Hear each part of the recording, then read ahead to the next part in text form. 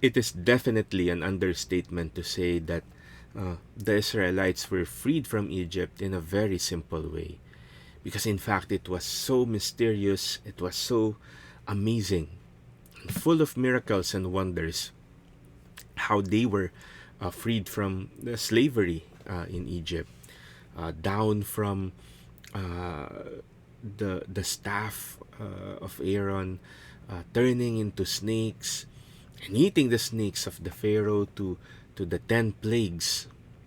And even when they were outside and were being pursued by the Egyptians, the sea split into two and they were able to walk through it.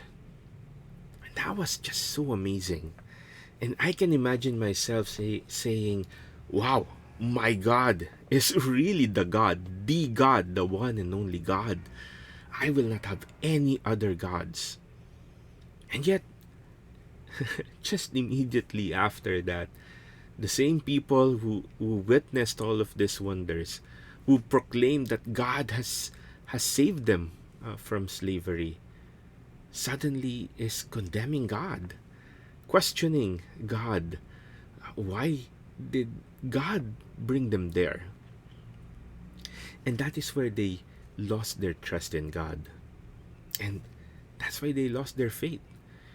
And God sent serpents, you know. It's not because God was punishing them, but God was showing them through external signs what was happening deep inside of them.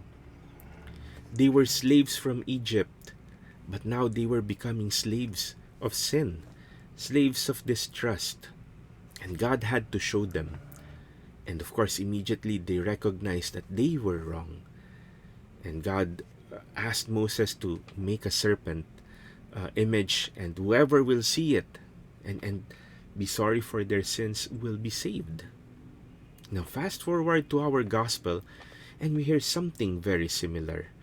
Jesus was saying that just as the Israelites were saved by the serpent that Moses fashioned, he will be the one who will be sacrificed, and whoever looks at him on the tree, which is the cross, will be saved. Brothers and sisters, we are like the Israelites. It's easy to say God is so good, God is awesome when things are going well.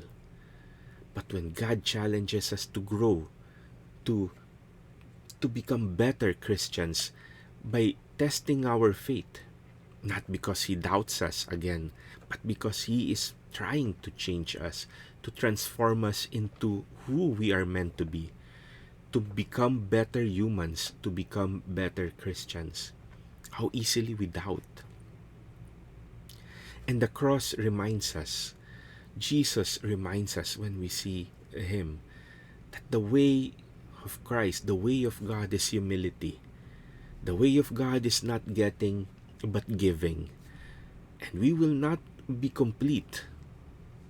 We will easily find ourselves complaining and blaming God for the wrong things that are happening to us, when in fact, we are being reminded that, hey, you are going in the wrong direction and you have to change back to where you want to be, by God's side, where real peace, real happiness, and real meaning, real love resides.